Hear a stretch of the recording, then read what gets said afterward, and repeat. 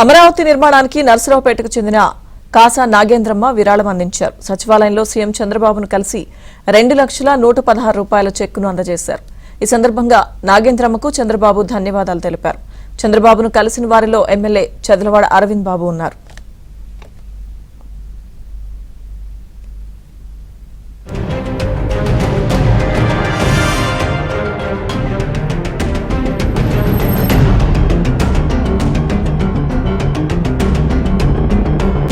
ఈ సందర్భంగా నాగేంద్రమ్మకు చంద్రబాబు ధన్యవాదాలు తెలిపారు. చంద్రబాబును కలిసిన వారిలో ఎమ్మెల్యే చదలవాడ అరవింద్ బాబు ఉన్నారు.